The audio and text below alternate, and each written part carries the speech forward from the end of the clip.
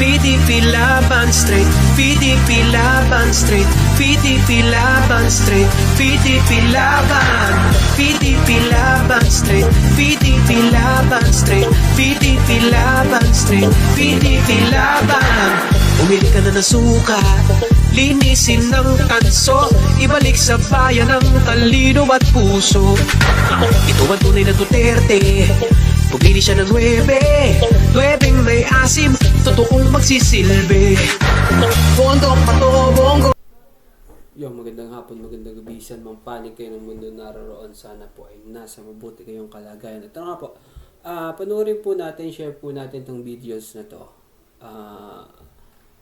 Matapos itanggi ang 1 billion suhol, Marcoleta binulgar ang lihim ni Garcia bank accounts bistado. Ito, tuloy po natin, panoorin po natin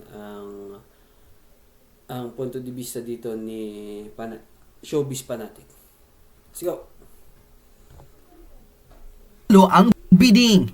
COMELEC Chairman George Garcia nahaharap sa engkwentro at kontrobersya matapos pangalanan di umano ng ilan sa mga sources at aminin nito na siya ang pinatutungkulan ng anak kalusugan party list representative na si Rodante Morcaleta na di umano'y nakakatanggap ng lagay sa pamamagitan ng offshore account nang hindi bababa sa mahigit kumulang 1 bilyong piso. Ito ang pinatunayan ng Deputy Speaker na si Rodante Morcaleta na may isang kalihim ng Commission on Election ang di umunay nakakatanggap ng suhol matapos manalo sa bidding para sa 2025 automated election ang South Korean tech company na Miru. Ayon sa kongresista, bukod raw sa wala pang kredibilidad at napapatunayan ang nasabing tech company mula sa South Korea, alanganin ang nasabing automated system lalo't may mga bali-balitang may nakatanggap ng lagay at di mo na pamasahe para sila ang paboran at kunin para sa midterm election ng Pilipinas. Ayon mismo kay Congressman Rodante Morcaleta, may isang mataas opisyales ng COMELEC na di mo na may offshore account sa ibang bansa at dito napupunta ang limpak-limpak na pera na di mo na suhol sa kanya. Hindi man diretsang pinangalanan ng Sagip Party List representative ngunit tila agad nag-react ang COMELEC Commissioner na si George Garcia at dito'y pinabulaanan ang mga di umunay akusasyon ni Rodante Morcaleta. Ngunit ayon mismo sa kongresista, hindi rin siya magsasalita ng walang hawak na ebidensya dahil bago pa man lumabas ang nasabing issue na ito, matagal niya na raw napapansin at pinag-aralan kung sino-sino raw ba ang di umunay magkakalaman ang bulsa. Narito ang buong detalye ng balita kung saan isiniwalat ng House Representative na si Rodante Morcaleta ang di umunay lagayan na nangyayari wala pa man ang 2025 midterm election. Panoorin ang buong detalye ng balitang isiniwalat ng House Deputy Leader na si Rodante Morcaleta kung saan hindi pa man sumasapit ang senatorial election next year, may mga dumudulas ng pera at di umanay umabot raw ng mahigit kumulang sa 1 bilyong piso ang suhol sa isa sa mga matataas na opisyales ng Commission on Election. Panoorin ang full video. Or accounts. Ang binanggit ko lamang po are those specifically originating from South Korea. Aren't you supposed to question the COMELEC? Is not the COMELEC constitutionally obligated to at least make a response? Sabi ko ka sa inyo kanina earlier, Alex Magno did already the sounding of alarm bells.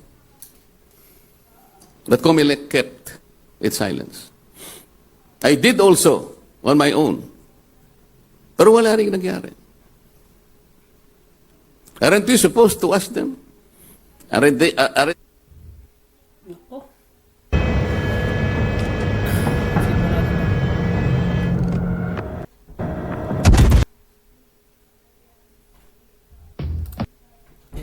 mabigat-bigat po itong ebidensya na to na ibinulgar ni Congressman Rodante Marcoleta laban dito sa COMELEC, no?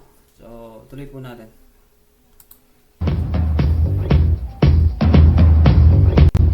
For quite some time, this representation has been waiting for some concrete answers from the COMELEC.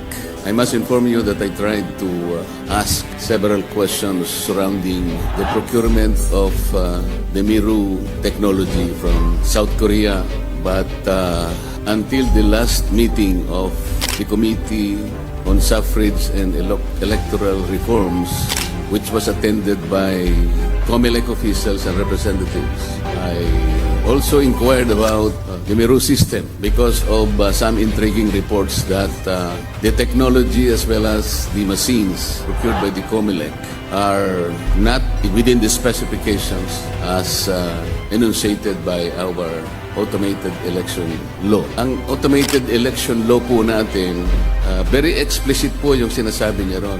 The technology that must be procured, the system that must be procured, must have demonstrated capability and must have been tried successfully in prior electoral exercises here or abroad. Ang nangyari po, based on some reports, halimbawa po yung kanilang pagkakagamit ng Miru system and technology in the Democratic Republic of Congo, ang ginamit po nilang application doon ay yung tinatawag na DRE o Direct Recording Electronic Technology. At mula po sa mga reports ay sinasabi about 45% of the voting stations encountered difficulties with this Miru machine. Ganon din po sa Iraq na sinasabi nila na ang ginamit na technology ay tinatawag na OMR. Ito yung Optical Mark Recognition or Optical Mark Reader Technology. Nagkaroon din po ng glitch. The report says that about 70% of the voting stations also resulted in confusion and difficulties that ended up in manual elections. Ito po yung kinatatakot natin. Ako po bilang isa ay nagpahayag din, kagaya ng sinasabi ko doon sa huling meeting ng Committee on Suffrage and Electoral Reforms. Nagtanong po ako tungkol dito, waiting that the COMELEC should come up with some answers to allay the fears of people like us. Ang pinag-uusapan po natin dito ay 18 billion pesos na binili natin po yung system from Miru, from South Korea. The machines that will be procured are hybrid machines, capable of using a combination of two applications, meaning OMR and DRE. Ang tinatanong ko po ay meron na po bang napatunayan na ang Miru'y nakagamit po ng isang hybrid machine in any jurisdiction, either here or abroad, where the combination of these applications have been used? Wala pa po eh. On a separate matter, nga po, do sa Congo, DRE ang ginamit, merong sablay. Ginamit ang OMR in Iran, sablay din. Paano kaya kung ito'y gagamitin combination with one another? Wala pang nangyaring ganito. So if there is no proof that the technology coming from Miru and as well as the machines accompanying this ay wala silang may papakita na katibayan na itong hybrid machine na ito will function in accordance with the terms of reference, then the COMELEC will be openly violating Republic Act 9369 o ito yung automated election law. Ang Supreme Court po sa kanyang recent ruling, it ruled that the COMELEC committed grave abuse of discretion. How can we assure the integrity of our election system? How can we assure the outcome of the 2025 elections? When the Supreme Court ruled that COMELEC committed grave abuse of discretion, ano po yung significance nun? Legally speaking, an act committed with grave abuse of discretion is void. It is non-existent. So the question is, why did not the COMELEC rule that the bidding is void? The Supreme Court chose to apply what we call the operative fact doctrine. Yung operative fact doctrine applies where the acts committed before the determination of their constitutionality produce consequences that cannot always be disregarded. Meaning, Ayun po, patuloy at maraming katanungan po ang ibinabato dito laban kay Commissioner George Garcia ang head ng Commission on Elections. Maraming katanungan, maraming nakikitang maaring pagmulan ng daya dito sa nasabing 2025 midterm election.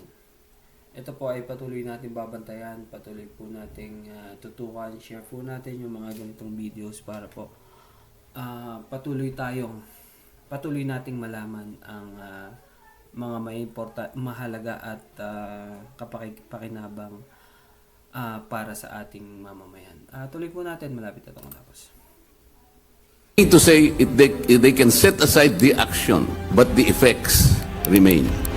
Kailangan i-prove talaga ng Miro muna na competent, na yung kanilang mga makina ay talagang magagamit natin ng maayos. Or otherwise, the voters will become guinea pigs for these hybrid machines, which were not tested anywhere. The most intriguing part here, ladies and gentlemen, is that these accounts are traceable to one COMELEC official. This is a work in progress. You must be patient with me, and you have to bear with me because we're still verifying most of these accounts. But I will tell you that the total offshore bank account worth 15.2 million or almost 1 billion pesos. Ito po yung totality ng 49 offshore accounts. And take note, at least 2.1 million or more than 120 million are deposits made from Korean bank accounts between 22 June 2023 to 22 March 2024. There are 49 offshore accounts. Ang binanggit ko lamang po are those specifically originating from South Korea for obvious purposes. Aren't you supposed to question the COMELEC? Is not the COMELEC constitutionally obligated to at least make a PDP Laban Straight, PDP Laban Straight, PDP Laban Straight, PDP Laban, PDP Laban Straight, PDP Laban Straight, PDP Laban Straight, PDP Laban. Umili ka na ng suka, linisin ng tanso, ibalik sa bayan ng talino at puso. Ito ang tunay na Duterte, pumili siya ng 9 may asim, totoong magsis